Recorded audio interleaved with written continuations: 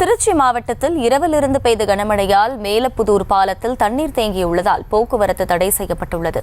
இந்த நிலையில் ஒரு சில வாகன ஓட்டிகள் ஆபத்தை உணராமல் பேரிகார்டுகளை தாண்டி செல்கின்றனர். முதலில் அந்த காட்சிகளை பார்க்கலாம்.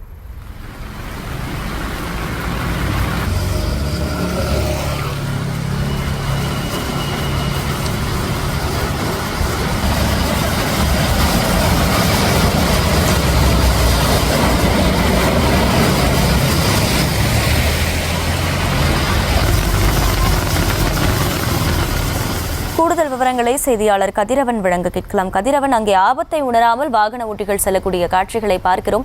அதிகாரிகள் யாரும் அங்கே ஆய்வு பணியில் ஈடுபடவில்லையா? கள தகவல்கள் என்ன? வணக்கம் மகிழா. நேற்று மாலையிலிருந்து கனமழை பெய்து வருவதால் திருச்சி மாவட்டத்தில் பல்வேறு இடங்களில் மழைநீர் புகுந்துள்ளது. இந்த நிலையில் திருச்சி மாநகராட்சி பகுதியான மேலப்புதூர் பாலத்தில் முழுவதும் ஒரு முழங்காலுக்கு மேலாக தண்ணீர் தேங்கியுள்ளது. இதனால அந்த பகுதியில் போக்குவரத்து நிறுத்தப்பட்டு இருபுறமும் இரும்பு பேரிகார்டுகள் அமைக்கப்பட்டுள்ளன. ஆனாலும் ஒரு சிலர் ஆபத்தை உணராமல் அந்த பகுதியிலே இருசக்கர வாகனத்திலும் 4 சக்கர வாகனத்திலும் செல்கின்றனர். அவர்களே அந்த பகுதியில காவல்துறை, அதாவது போக்குவரத்து காவலர் அறிவுறுத்தியும் அதை மீறியும் அந்த பகுதியிலே செல்கின்றனர்.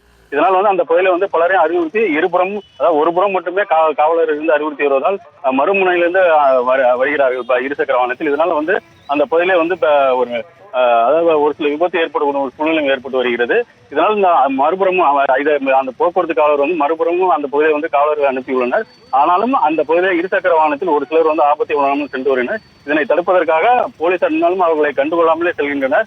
தற்போது வரை அந்த பகுதியில் போக்குவரத்து நிறுத்தப்பட்டுள்ளது. ஏனென்றால் தண்ணீர் வடியும் வரை போக்குவரத்து நிறுத்தப்பட்டு சுற்று, அதாவது பீமநகர் வழியாக சத்திரம் பேருந்து மத்திய பேருந்து நிலையம் வரை போக்குவரத்து மாற்றம் செய்யப்பட்டுள்ளது.